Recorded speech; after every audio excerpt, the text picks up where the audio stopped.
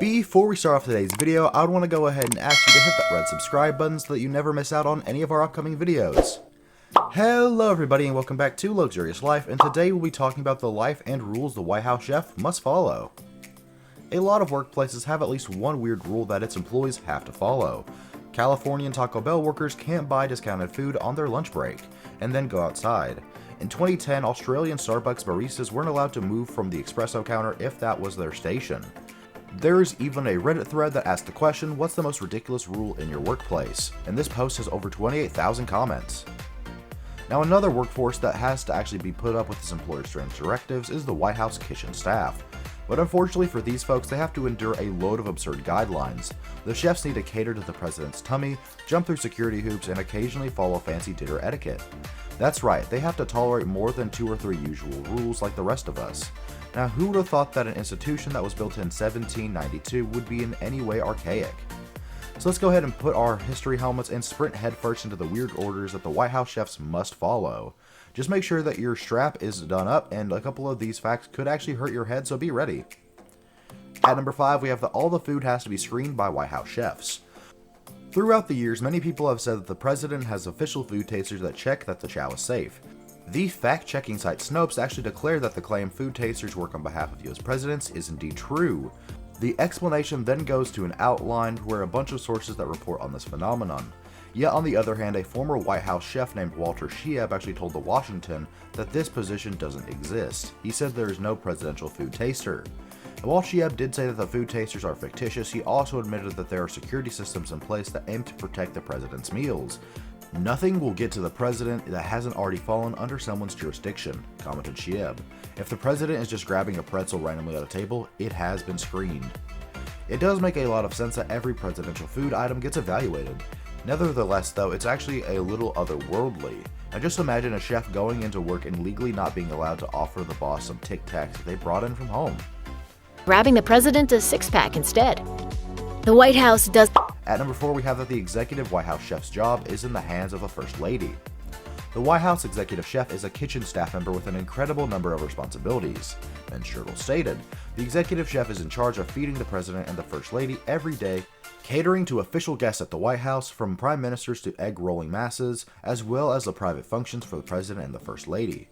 Now, a lady person might imagine that the White House chooses who gets into the central gig, however that's not the case. As Ms. Magazine reported, it's the duty of the First Lady to appoint the White House executive chef. And the First Lady also has the power to fire the executive chef. In 2005, the Washington Post said Laura Bush fired the White House executive chef in February. The person who was let go was the White House chef Walter Shieb, and he told the New York Times in a phone interview that it was difficult to satisfy Bush's stylistic requirements. And it's not unthinkably strange that the First Lady hires the executive chef. After all, they'll probably be eating many meals that they'll serve up. But it's wild that they can fire an employee at their discretion at any time. If you're working at the White House, you probably want a little more job security than one person's opinion. That I have, or a menu that I have, will work very. At number 3, we have that the White House pastry chef has to make a gingerbread house every single year. The White House doesn't just have an executive chef, oh no, it has a staff member who specializes in pastries. Susan Morrison is an executive pastry chef, outlined her responsibilities to O, the Oprah magazine, back in 2016. She said, most of my day-to-day focus is on desserts for the White House events. I could be creating miniature pastries for the reception, for the state floor, or serving sweets for a luncheon on the West Wing. Our priority though is always the first family. Morrison has an additional responsibility that's slightly more bizarre in nature. She has to build an impressive gingerbread house. I spent all year thinking about the White House gingerbread house, but we don't begin baking it until November, Morrison said. Then about 4 days later, after Thanksgiving, we worked tirelessly to build the house before moving into the state dining room, where more than 60,000 guests will cycle through. And Morrison wasn't the only pastry chef who was required to make a seasonal gingerbread house.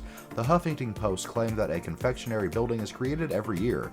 Mick even released that an article from Nixon to Trump, A History of the White House Gingerbread Home, it actually appears that if a person wanted this dessert gig, they'd have to follow the rules and bake it an annual sculpture.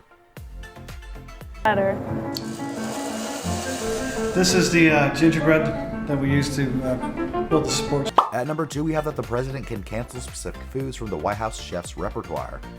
John Mueller, a former White House chef, wrote in his memoir that he served at the pleasure of the president. And this means that if the president wants to ban a specific food from going into his mouth hole, then it probably will become banned. This topic is discussed in a C-SPAN program that interviews former White House chefs. Now, one of these ex-employees, Pierre Chambrin, states that George H.W. Bush did want broccoli or Brussels sprouts served to him. He remembers, "I served some Brussels sprouts and he told the butler, 'Tell Pierre never to serve me that again.'" That being said, it's not worth noting that the Bush didn't ban broccoli from the White House. He just didn't want to eat it himself. "Mrs. Bush asked for broccoli sometimes," comments Chambrin. And while it makes sense that this etiquette does exist, it's a tad hilarious. Just imagine a restaurant patron finding a waiter, asking them to tell the head chef not to ever give them tomatoes for the next 4 years, and then expect the place to remember that request. Means about 1,000 some plates that you have to hand out in the next 4 At number 1, we have that a state dinner has a bunch of full-on rules for White House chefs. According to the White House Historical Association, they are put on to honor the head of a government or reigning monarch. Business Insider noted that hundreds of people can attend a single event, and they also appear to be one of the most stressful banquets that a chef could ever cook for. Back in 2012, The Blade reported that some past and present White House chefs spoke at a panel hosted by the Association of Food Journalists. This discussion illuminated a few intense state dinner rules. The Blade wrote, "Second portions are never offered but will be served if the guest requests them." Moreover, the article noted, "From the moment the first course is placed at the table to the moment the last course is served, no more than 55 minutes may elapse, and each course must absolutely be ready to be served at the proper time, and no delays will be tolerated." Not only are these requirements sweat-inducing, but they're also oddly specific. For instance, why is it that the last course is required to be served in less than 55 minutes for the beginning of the meal? Why not an hour? Who in the world came up with that number? These directives seem haughty-tighty, and that they were likely made up to make the chefs' lives more difficult. So we're gonna put all of the fun ingredients as well. Well guys, that's all for today. I hope that you liked the video, and if you did, please make sure to go ahead and hit that like button and subscribe to the channel so that you never miss out on any more amazing videos from us. Thank you guys so much for watching, and have a great and fantastic day.